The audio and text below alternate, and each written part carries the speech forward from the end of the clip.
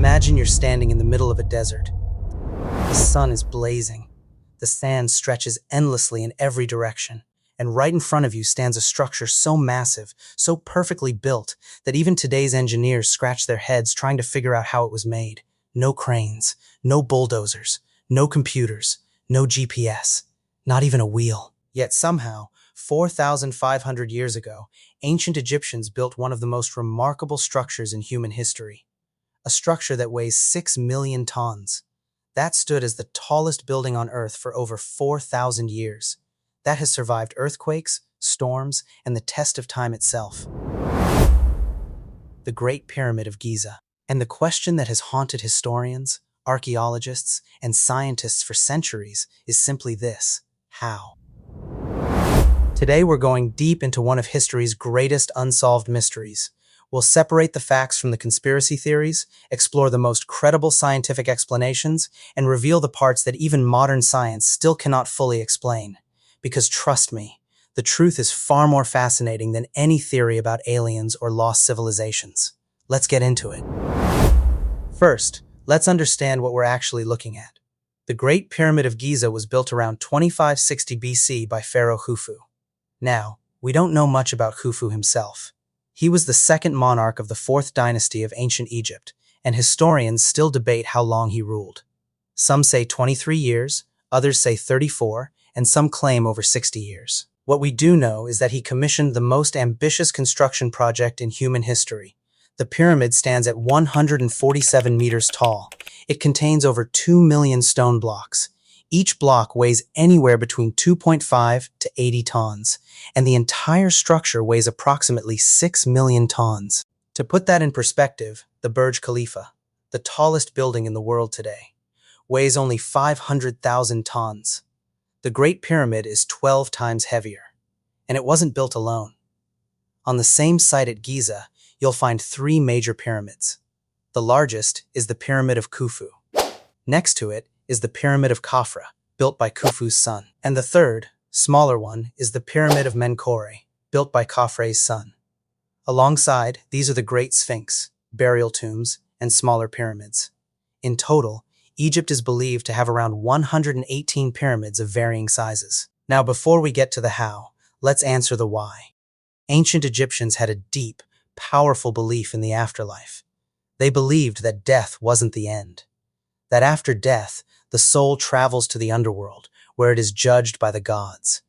Those who lived a good life would achieve immortality in the afterlife. So the pharaohs, being the most powerful figures in Egypt, prepared for their afterlife in the grandest way possible. They commissioned massive tombs filled with food, gold, jewelry, furniture, and treasures. Their bodies were carefully mummified and sealed inside a sarcophagus within the pyramid. The bigger the tomb, the more treasures inside, the better the afterlife. That was the belief. Now, some people challenge this. When archaeologists first entered the Great Pyramid, they found only 3 small relics and an empty sarcophagus. No gold, no mummy, no treasure, which led to a flood of alternative theories.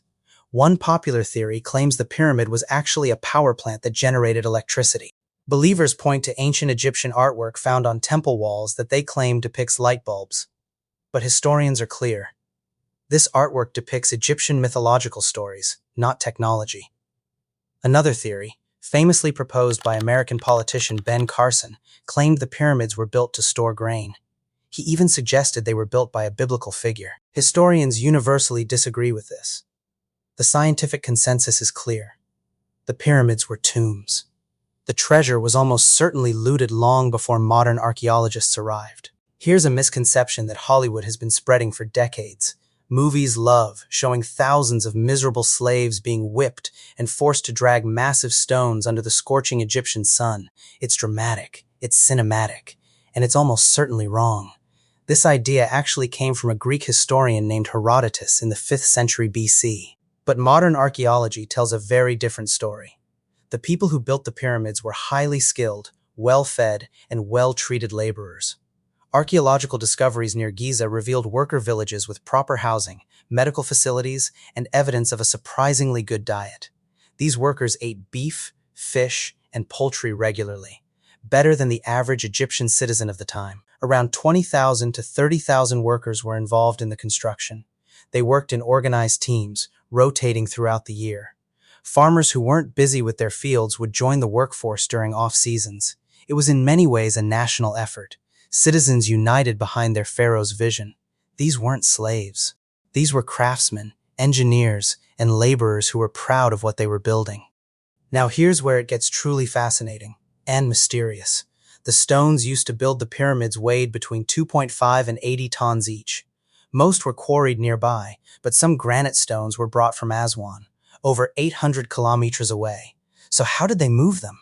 The most credible theory involves water and sledges. In 2014, physicist Daniel Bohn and his team studied an ancient Egyptian painting found in the tomb of Jehuthotep.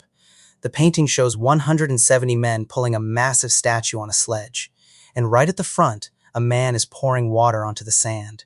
Archaeologists initially thought this was a ritual, but when Bohn's team tested it scientifically, they discovered something remarkable. Adding just 2 to 5% water content to sand dramatically reduces friction, making it far easier to drag heavy objects across it. The ancient Egyptians had essentially discovered the physics of lubrication thousands of years before modern science. For water transport, researchers believe rafts were used to float the stones along the River Nile and specially built canals leading to the construction site. Moving the stones is one challenge. Stacking them 147 meters into the sky is another problem entirely. In 2015, archaeologists uncovered a 4,500-year-old wooden ramp inside an ancient quarry. This supported one of the most widely accepted theories, that the Egyptians built a system of ramps alongside the pyramid as it grew taller.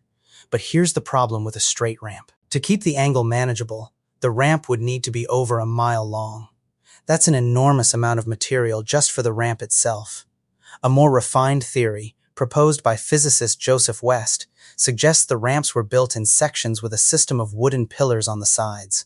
Workers used ropes wrapped around these pillars to pull stones upward, similar to how a modern pulley system works. Another theory involves levers. Ancient Egyptians already used a device called a shadoof to draw water from the Nile using a counterweight lever system. Some researchers believe a similar mechanism was scaled up to lift and position the pyramid stones. Both theories are fascinating. Both are plausible. And here's what makes this so mind-bending. We know the pyramid was completed in roughly 20 years. If 20,000 workers were placing stones continuously, one stone had to be placed every 3 minutes, every single day, for 20 years straight. That's almost incomprehensible even by today's standards. And we still don't fully understand how they pulled it off. Here's where even the scientists have to pause. The mortar used to hold the upper layers of the pyramid together has been chemically analyzed. Scientists know exactly what it's made of.